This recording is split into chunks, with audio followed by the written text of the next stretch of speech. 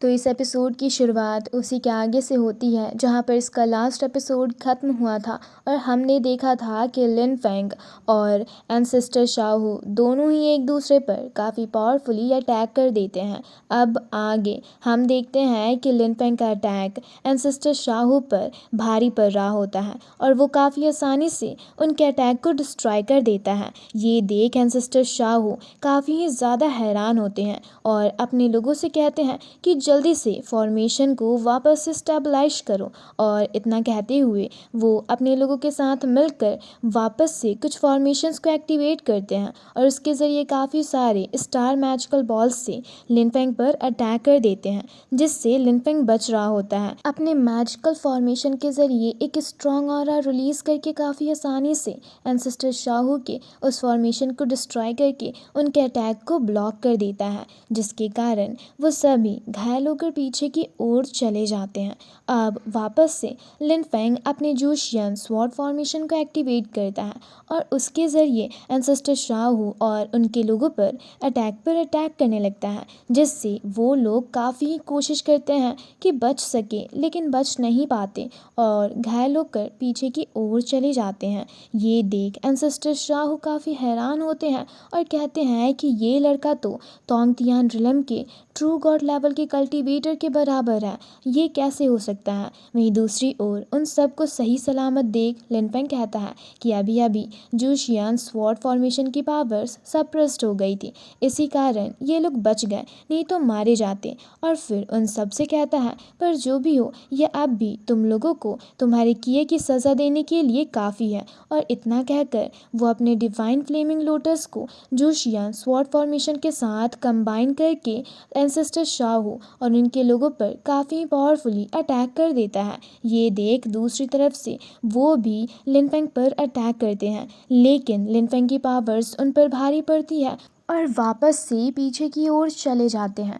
अब ये देख इस बार लिन फेंग वापस से 10,000 स्वॉर्ड टेक्निक को एक्टिवेट करना शुरू कर देता है, जिसके कारण काफ़ी सारे डिवाइन स्वॉर्ड्स उसके आगे पीछे घूमने लगते हैं। ये देख शाहू शियांगरू हैरान रहता है और कहता है कि इतने सारे ट्रू डिवाइन गॉड स्वॉर्ड। वहीं ये देख शाहू शियांगरू के कुछ बंदे भी हैरान होते हैं और कहते हैं कि आखिर ये किस तरह की सीक्रेट टेक्निक है। वहीं लिन फेंग के इस टेक्निक को एक्टिवेट होता देख तो एंसेस्टर शाहू भी काफ़ी हैरान होते हैं। तभी वहाँ पर पीछे से कुछ बंदे आते हैं और उनसे कहते हैं कि क्या हम तुम्हारी मदद करें, लेकिन एंसेस्टर शाहू उन्हें मना करते हुए कहते हैं इसकी कोई ज़रूरत नहीं है और अपने लोगों से कहते हैं कि जल्दी से हमारे क्लान के ट्रू गॉड लेवल आर्टिफैक्ट को समन करो। अब ये सुनते ही शाहू शियांगरू और एंसेस्टर शाहू के सारे ही बंदे मिलकर वहाँ पर एक ल्यूनर मून नाम के पोर्टल को एक्टिवेट करते हैं, जिसके अंदर से एक मून डिवाइन वेपन बाहर आने लगता है। ये देख एंसेस्टर शाहू उसके ज़रिए लिन फेंग पर अटैक कर देते हैं, तो दूसरी तरफ से लिन फेंग भी अपने डिवाइन स्वॉर्ड के ज़रिए उन पर हमला करता है, जिससे एक स्ट्रॉन्ग ऑरा रिलीज़ होती है। ये देख पीछे खड़े वो बंदे अपने चारों तरफ शील्ड को एक्टिवेट कर लेते हैं, जिनमें से एक बंदा कहता है कि अगर इन लोगों ने मिलकर उस लिन फेंग को अपने कब्जे में कर लिया तो हमारा ये ट्रिप वेस्ट हो जाएगा। और उन लोगों के बीच हम एल्डर ज़ांग को भी देखते हैं और यहाँ हमें पता चलता है कि वो लोग एल्डर ज़ांग के आदमी होते हैं और अभी अभी वही लिन फेंग की अगेंस्ट यानी कि एंसेस्टर शाहू की मदद करने के लिए आए होते हैं। वहीं दूसरी ओर शाहू शियांगरू अपने डिवाइन वेपन की काफ़ी तारीफ करते हुए लिन फेंग और बाकी सबसे कहता है कि ये रियल आर्टिफैक्ट हमारे क्लान का है, जिसके ज़रिए हम ट्रू गॉड लेवल के कल्टीवेटर तक को हरा सकते हैं। और ये लिन फेंग तो बस तोंगतियान जिन रिलम में है, तो आखिर ये इस मून डिवाइन वेपन के आगे क्या ही टिक पाएगा। अब उसकी बातों को सुनकर एंसेस्टर शाहू से कहते हैं कि बकवास करना बंद करो और जल्दी से लिन फेंग को अपने कब्जे में लो। ये सुनकर वो लोग अपनी पावर्स को इंक्रीज कर देते हैं, जिसके कारण लिन फेंग का डिवाइन स्वॉर्ड अटैक डिस्ट्रॉय हो जाता है और उस मून डिवाइन वेपन को अपनी ओर आता देख लिन फेंग उस पर लोटस लीफ के ज़रिए लगातार हमला करने लगता है और उसका वो अटैक एंसेस्टर शाहू और उनके लोगों पर भारी पड़ती है और उनका मून डिवाइन वेपन डिस्ट्रॉय हो जाता है। अब एंसेस्टर शाहू जैसे ही लिनफेंग के डिवाइन लोटस लीफ को अपनी ओर आता देखते हैं तो एक स्ट्रॉन्ग ऑरा रिलीज करते हैं, जिसके कारण लिनफेंग का अटैक डिस्ट्रॉय हो जाता है। और हम देखते हैं कि उस स्ट्रॉन्ग ऑरा रिलीज होने के कारण वहाँ पर शाहू क्लान के एक बड़े एंसेस्टर की ट्रू स्पिरिट अपीयर होती है, जिसे देख एल्डर जांग के लोग काफ़ी हैरान होते हैं और वो लोग आपस में ही बेट लगाने लगते हैं और कहते हैं कि अगर इन्होंने यहाँ पर अटैक किया तो शाहू फैमिली को बहुत बड़ा डैमेज पहुँचेगा। अब इस पर एल्डर जांग कहते हैं लेकिन अगर ये लोग लिनफेंग को कब्जा करने में कामयाब हो गए तो ये डैमेज उसके सामने कुछ भी नहीं होगा। और ये कहते हुए वो काफ़ी मायूस होते हैं। अब उनकी इन बातों पर उनके लोगों को यकीन नहीं हो रहा होता, इसलिए वो लोग भी हैरान होते हैं। वहीं दूसरी ओर एंसेस्टर शाहू अपने एंसेस्ट्रल ट्रू स्पिरिट से कहते हैं कि इस लिनफेंग के पास दूसरे वर्ल्ड की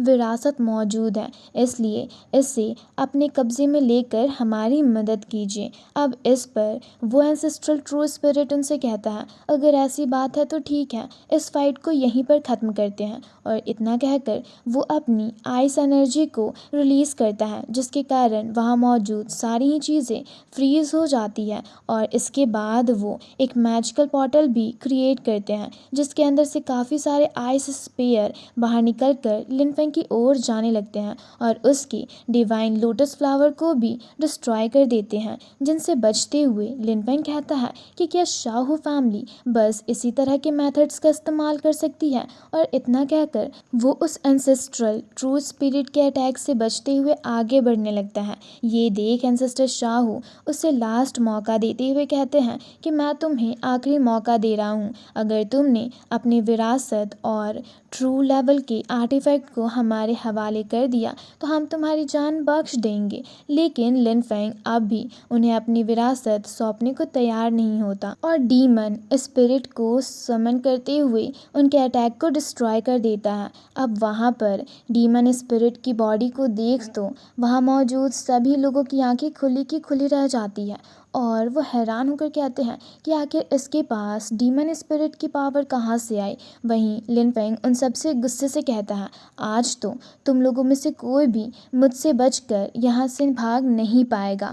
और इतना कहकर वो उन लोगों पर काफ़ी पावरफुली हमला कर देता है, जिससे एंसेस्ट्रल ट्रू स्पिरिट अपने आइस ड्रैगन के ज़रिए रोकने की कोशिश करते हैं, लेकिन रोक नहीं पाते और खुद ही अपने लोगों के साथ घायल होकर पीछे की ओर चले जाते हैं। और फिर वो लोग जैसे ही लिनफेंग पर अटैक करने के लिए आगे बढ़ते हैं तो लिनफेंग उन सब पर एक स्ट्रॉन्ग प्रेशर डालते हुए उन्हें फ्रीज कर देता है और फिर अपने काफ़ी सारे डिवाइन गॉड लेवल के स्वॉर्ड स्पिरिट को शो करता है, जिसे देख एंसेस्ट्रल ट्रू स्पिरिट भी अपने मून डिवाइन वेपन के ज़रिए लिनफेंग के स्ट्रॉन्ग प्रेशर से आज़ाद हो जाता है। ये देख लिनफेंग उनसे गुस्से से कहता है अच्छा तो तुम लोग मुझे रोकने की कोशिश कर रहे हो, पर तुम लोग इतने भी क्वालिफाइड नहीं। और इतना कहकर वो एक ईविल ड्रैगन स्पिरिट को समन करता है, जो कि उस एंसेस्ट्रल ट्रू स्पिरिट के डिवाइन मून वेपन को निगल जाता है। अब ये देख वहाँ मौजूद